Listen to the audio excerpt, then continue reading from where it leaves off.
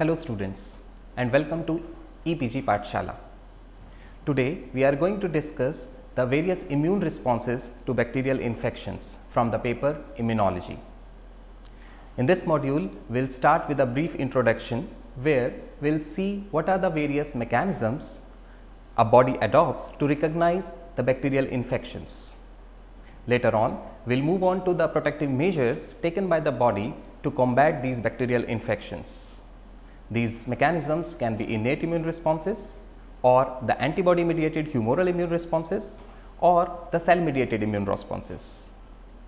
Later on we will move on to various mechanisms that bacteria utilizes to overcome this kind of protective measures taken by the host body. Lastly, we will discuss various immunopathological conditions arising because of overimmune responses taken by the body against these bacteria. We will end up this module with a brief summary of all these mechanisms. The immune response against bacteria depends on whether the bacterium is present extracellularly or intracellularly, that is the location of the bacteria. Also, it depends whether the pathogenicity is because of the invasion of the bacteria or simply by the release of toxins. In addition to that, the chemical structure of the bacterial cell wall, the degree of virulence and the inoculum size decides the type of immune response to be generated. The protective measures taken by body to combat these bacterial infections can be classified as innate immune responses, the antibody mediated immune responses and the cell mediated immune responses. The entry and establishment of the bacteria into the host body is first taken up by the first line of defense or simply the physical barriers of the body. It may include the complement system, the phagocytic activities, opsonization, etc. Besides these physical barriers, the body can adopt the antibody mediated responses as well as cell mediated immune responses depending on the location of the bacteria. On the other hand, bacteria also adopts various strategies to evade from the protective measures taken by the host. But at times, the protective measure taken by the body against the bacteria are not actually protective. The overimmune response cause harm or damage to the host body as well, and ultimately it leads to immunopathological conditions in the host. So students, let us start our module by trying to understand how a bacterial component is recognized by innate immune response. The immune mechanisms generated against pathogenic bacteria depends upon the chemistry of microbial surface, pathogenicity mechanism, the survival of bacteria in extracellular matrix or within the cell. The bacterial surface or cell wall differs in gram positive, gram negative, mycobacteria and spirochetes in terms of its chemical composition. Besides inner plasma membrane and peptidoglycan layer, gram negative bacteria also have an outer lipid layer that contains lipopolysaccharides or LPS. The cationic proteins and complement proteins produce effective immune response against these outer lipid layer. Lysozymes and lysosomal enzymes also act against peptidoglycan layers. The gram positive bacteria have lipotecoic acid that is recognized by innate immune response.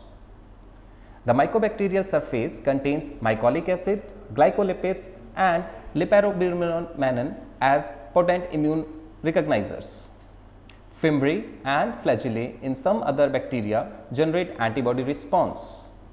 In spirochetes, lipoproteins and murine are recognized by innate immune branch. Some bacteria cause disease because of release of toxin, for example, Corynebacterium diphtheriae, or attachment to host epithelial surface such as streptococcal sore throat. Antibodies can neutralize the function of such organisms and provide immunity. On the other hand, some bacteria cause disease because of release of toxin such as in case of Corynebacterium diphtheriae or attachment to host epithelial surface, for example, streptococcal sore throat. Antibodies can neutralize the function of such organisms and provide immunity. On the other hand, some bacteria are not toxic as such, but due to their invasion and accumulation in cells and tissues or from immunopathology disease is caused, such as in case of lepromatous leprosy. Cell-mediated immune response is required to achieve immunity in such cases. But most of the bacteria fall in between the above two extremes, that is, they cause local toxicity and local invasiveness. For such bacteria, both a humoral as well as the cell-mediated immune response is required to achieve the immunity. Let us see what are the major mechanisms that operate in human body to combat bacterial infection. It can be neutralization of bacterial toxins or enzymes by host antibody, lysis of bacteria by complement and antibodies, bacterial opsonization by complement leading to phagocytosis or destruction, intracellular destruction of bacteria by activated macrophages, or direct killing of bacteria by natural killer cells and cytotoxic cells. You can see all these mechanisms which have been summarized in this diagram. Let us see what are the innate immune response against bacteria. The entry and establishment of pathogenic bacteria is inhibited by simple barriers which constitute the first line of defense. These non-specific innate immune barriers include impermeability of skin, fatty acid production by skin, ciliary movements on trachea, flushing in urinary tract, pH in stomach and vagina, lysozymes, etc. Various commensals limit the invasion of bacteria. The endogenous microbiota in our gut competes with pathogenic exogenous bacteria for nutrients by stimulating immune response and by producing antibacterial proteins such as colicins and microcins. Since these resident bacteria are also not completely immune inert, the host immune system restricts them by minimizing their contact with epithelial cells, production of antimicrobial peptides and secretion of IgA. Still, if subcommensals break these barriers, dendritic cells and cell-mediated immune response protect the host against them. The soluble molecules and cell surface receptors. Before the B and T cell mediate response, various soluble molecules and cell surface receptors recognize the distinct molecular patterns on microbial surface called as pathogen associated molecular patterns or PAMP, or they are also called as microbe associated molecular patterns or MAMP. The molecules that recognize them are called as pattern recognition receptors or PRRs. The PAMPs include carbohydrate, lipoproteins and lipopolysaccharides present on the microbial surface. Many non-pathogenic cocci are removed from the tissues as a consequence of these pathways without any adaptive immune response. The products of damaged cells are termed as danger associated molecular patterns or DAMPs.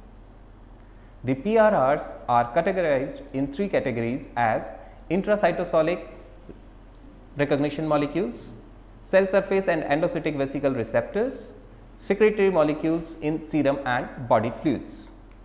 Let us discuss them briefly. The intracytoplasmic recognition molecules or cytosolic receptors recognize the intracellular pathogens, that is bacteria and virus. For bacterial recognition, the nucleotide binding and oligomerization domain like receptors, for example NLR, are involved which recognize bacterial peptidoglycans. On the other hand, for viral recognition, retinoic acid inducible gene 1, that is RIG1, like helicases, that is RLHS, are there which recognize double stranded RNA. The NLRs are a part of multiprotein complex inflammasome which cause pyroptosis, that is cell death due to inflammation of infected cells. The node 1 and node 2 recognize bacterial peptidoglycans which activate NF-kappa B and MAP kinase pathway through RICK, which further leads to activation of caspases and production of IL-8 and IL-1 beta. Moving on to other category, that is cell surface and endocytic vesicle receptors. All these PRRs help phagocytes to recognize the pathogens.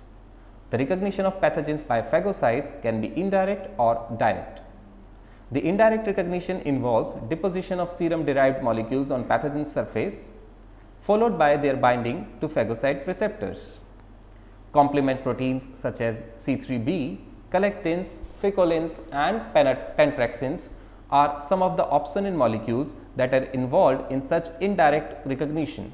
In case of direct recognition, the receptors present on the phagocyte surface recognize the PAMs, which include toll-like receptors, carbohydrate receptors and scavenger receptors. In this table, you can see various toll-like receptors along with their PAMs and the associated pathogens.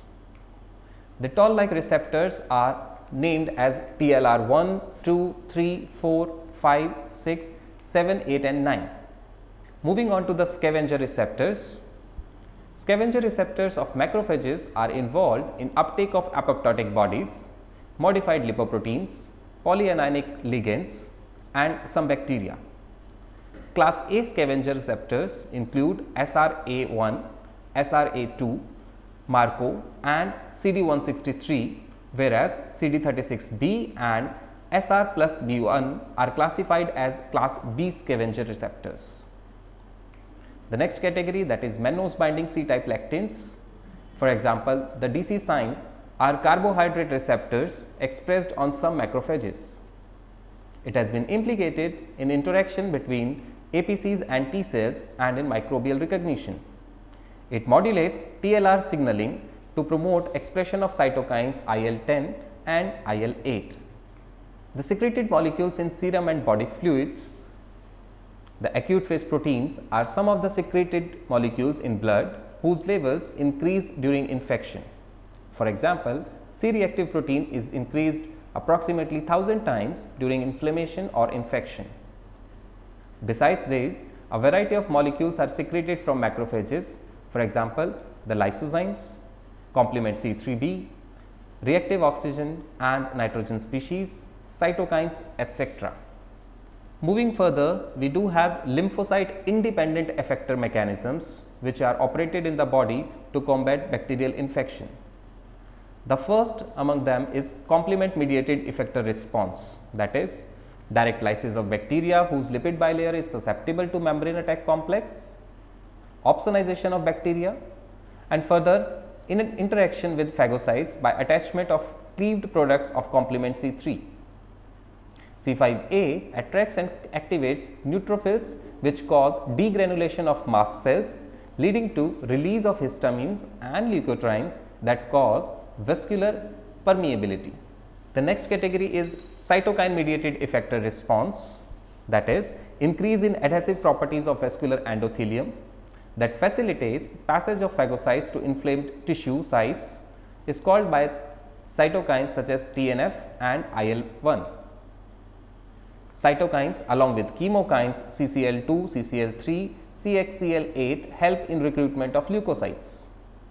Acute phase response is initiated by cytokines IL-1, IL-6 and TNF which enhance complement production. IL-12 and IL-18 stimulate NK cells which release IFN gamma that further activates macrophages. Category is pathogen recognition based regulation of lymphocyte mediated response. Besides generation of innate immune response, regulation of development of lymphocyte mediated immune response is also carried out by pathogen recognition based on signaling mechanisms. Some of these mechanisms are augmentation of antigen presenting abilities of immature dendritic cells or the binding of bacterial components with pattern recognition receptors. The phagocyte mediated bacterial killing. Most of the extracellular and intracellular bacteria are killed by phagocytic activity of macrophages and the neutrophils. The process is carried out in following steps. The first step is chemotaxis of phagocytes to the bacterial components.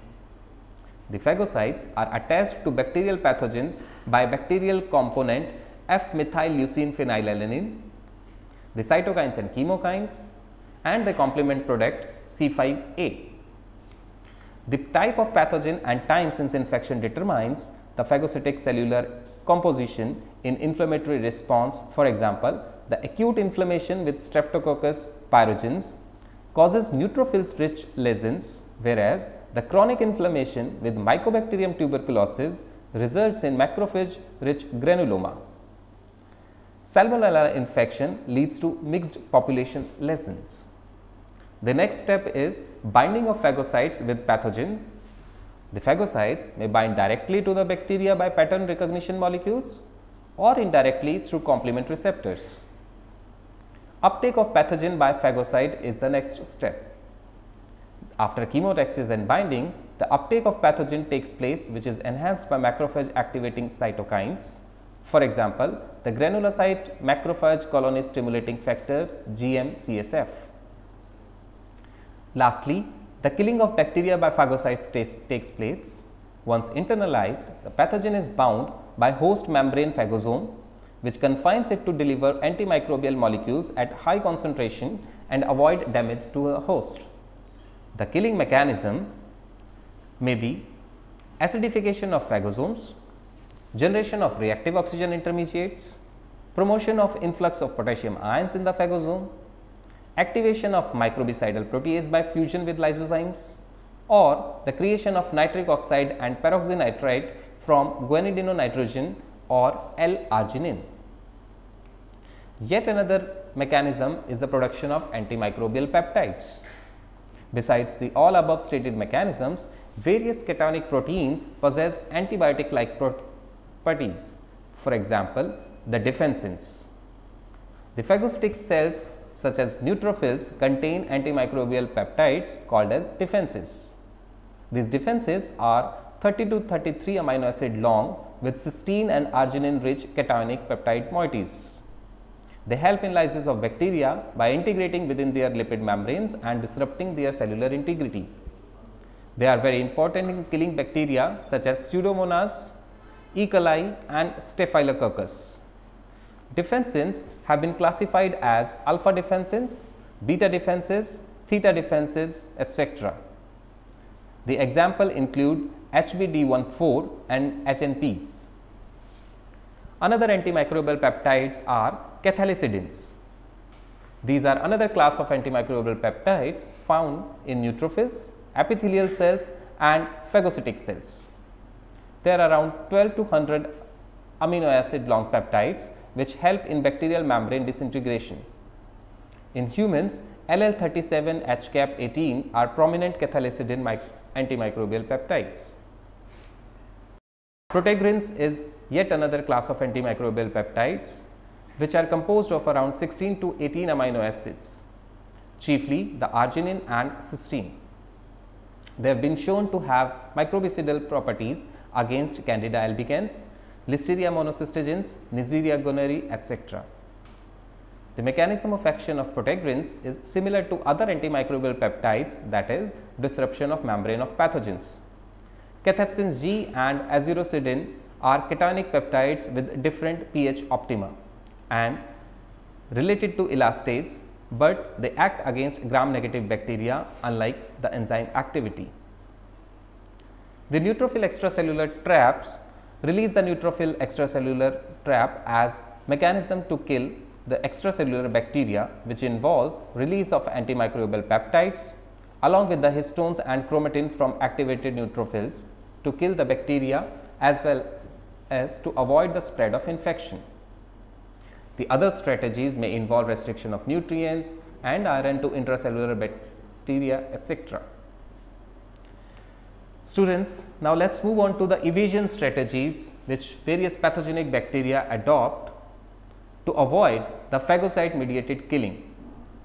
The pathogenic bacteria have evolved a number of protective strategies to evade themselves from phagocyte mediated killing, such as secretion of toxins to inhibit chemotaxis, inhibition of attachment of phagocyte by capsule or outer coat formation as in case of Streptococcus, release of factors that block the signaling mechanisms for killing the bacteria, secretion of catalase to break down thereby inhibiting RNA production, the free radical scavenging activity by release of some phenolic compounds from the outer coat, release of compound such as lipoarabinomannan from Mycobacterium is another strategy which blocks the ability of macrophages to respond to IFN gamma and thus inhibit their activation. Impairment of antigen presenting function is yet another strategy employed by Salmonella and Chlamydia. Shigella and Listeria avoid the phagosome and multiply in cytosol. Some bacteria induce apoptosis and necrosis to kill the phagocytes itself. Let's move on to humoral immune responses taken by body against bacteria. The antibacterial defense by antibodies and or B lymphocytes, such as the neutralization of toxins by blocking the attachment of binding portion of the molecule to its target cells. It can also block locally acting toxins or extracellular matrix degrading enzymes which act as spreading factors. It can interfere with the bacterial motility by binding to the flagella. Secretory IgA prevents bacterial binding to epithelial cells. Some antibodies to the bacterial surface can block functional requirements of these bacteria, such as nutrient uptake. Antibodies provide more efficient targeting of complement to non-toxigenic bacteria. Specific high affinity IgG antibodies play important role in antitoxin response. Antibodies against fimbriae, lipotecoic acid and some capsules hinder the attachment of bacterial pathogens to host surface. Antibodies to M proteins and capsules provide opsonization via Fc and C3 receptors. Antibodies may also neutralize immunorepellents. Students, let's have a look on the evasion strategies which bacteria adopt to avoid the effect of antibodies. The pathogenic bacteria have evolved various strategies to avoid the antibodies. Neisseria gonorrhoeae, the pathogenic bacteria that cause a sexually transmitted disease gonorrhea, adopts a number of mechanisms to safeguard itself, such as it does not evoke a large antibody response, for which the mechanism is still unknown. It generates the antibodies that block the function of killing or damaging antibodies. It also releases blebs of membrane that absorb and deplete local antibody response. It also alters its antigenic composition by sialylation of its lipopolysaccharide, undergoing phase variation of surface antigen expression and generating variants of pilin by homologous recombination. Besides this, Neisseria also impairs T cell activation as well. Adopt complement mediated evasion strategies as well. For example, the outer capsule formation that prevents binding and activation of complement factors. In case where complement C3b has been fixed on bacterial membrane, the outer surface configures itself in a way that complement receptors present on the phagocytes cannot have access to it. Thus, complement mediated phagocytic activity is inhibited. The terminal pathway of complement leads to binding of membrane attack complex to bacterial surface that lyses it. Some bacteria express surface structures that divert the attachment of this lytic complex.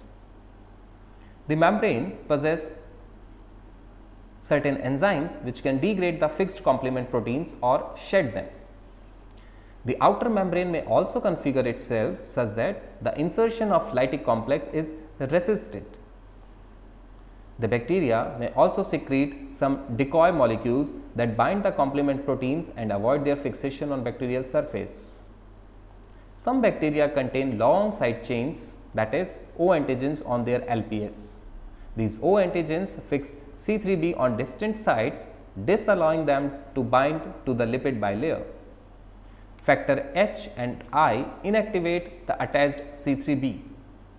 The capsules which are rich in sialic acid promotes the interaction with these factors and thus inhibit the complement system. Moving on to the last category, that is cell mediated immune response against the bacteria. The infected cells can be killed by cytotoxic T lymphocytes. The intracellular bacteria pathogen can be classified as cytosolic or phagosomal. The cytosolic pathogens are processed and presented via MHC class 1 molecules to naive CD8 positive T cells. The phagosomal pathogens induce CD8 positive T cells via cross priming, in which infected and apoptotic cells release antigenic fragments which are taken up by the dendritic cells. The effector CD8 positive T cells or cytotoxic T lymphocytes provide immunity by releasing pro-inflammatory cytokines, macrophage activating cytokines, perforins or granulysin release etc., which lead to killing of pathogen. Here you can see the antibacterial response of T lymphocytes against cytosolic and phagosomal bacterial pathogens, which is leading to bacterial lysis. Students, now let us move on to various immunopathological reactions which are induced by overimmune response to bacteria. The immune response mounted against invading bacteria have potential to cause damage to host as well, and thus it leads to various immunopathological reactions in the host. Some of the examples are the endotoxin shock or sepsis. A sudden and massive cytokine release in response to bacterial subunits leads to pathological condition which is called as endotoxin shock. Fever, circulatory system collapse, hemorrhagic necrosis and hypothermia are the common features of such an endotoxin shock. It further leads to multiple organ dysfunction syndrome or MODS and ultimately leads to death. The initial response is called as systemic inflammatory response syndrome. Individuals who survive from it often undergo more dangerous compensatory anti-inflammatory response syndrome, in which the individual becomes more susceptible to secondary infections due to compensatory anti-inflammatory response. Another example of immunopathology is T cell stimulation by superantigens. Some bacterial components are called as superantigens. These superantigens bind directly to variable region of beta chains of antigen receptors on T cells and cross-link them to MHCs present on APCs, usually outside the normal antigen binding groove. Due to this, a massive release of cytokines takes place. The toxic shock syndrome due to staphylococcal toxin is an example of such superantigen induced T cell activation. In this diagram, you can see the difference between a normal and superantigen mediated T cell stimulation. So students, let us finally summarize what we have all learned in this module.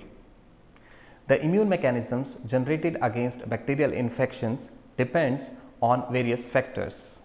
These factors may be the first one, the surface, the chemistry of the surface of the bacteria which is invading the host organism.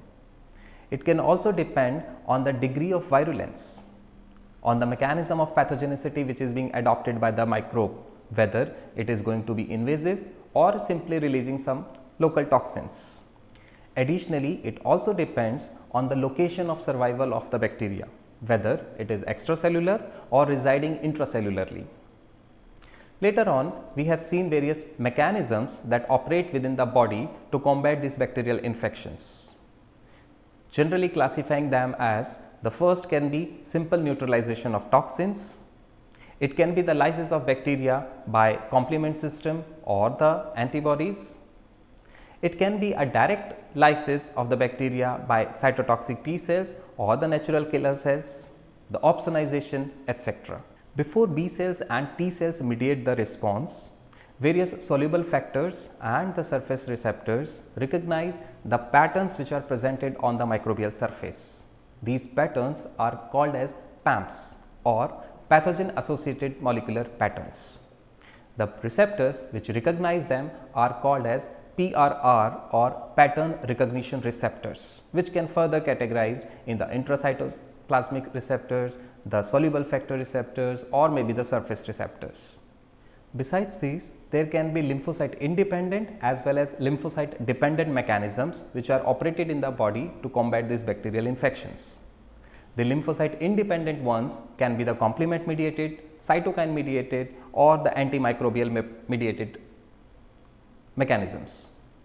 Additionally, when we go for lymphocyte dependent mechanisms, it can be further categorized whether the B lymphocyte or antibody mediated or the T cell mediated. The B cell mediated lysis along with the complement mediated lysis is generally adopted for extracellular pathogens, whereas the direct killing by T cytotoxic cells involve the killing of bacteria which are intracellular in nature. Besides all these mechanisms which body adopt, mechanisms have been devised by the bacteria to evade themselves from all these mechanisms. Additionally, the damage is caused not only to the host bacteria but to the host as well. The examples include the endotoxin shock or the sepsis or T cell stimulation by superantigens Both of these arise because of overstimulation of the immune response against these bacterial infections. Thank you.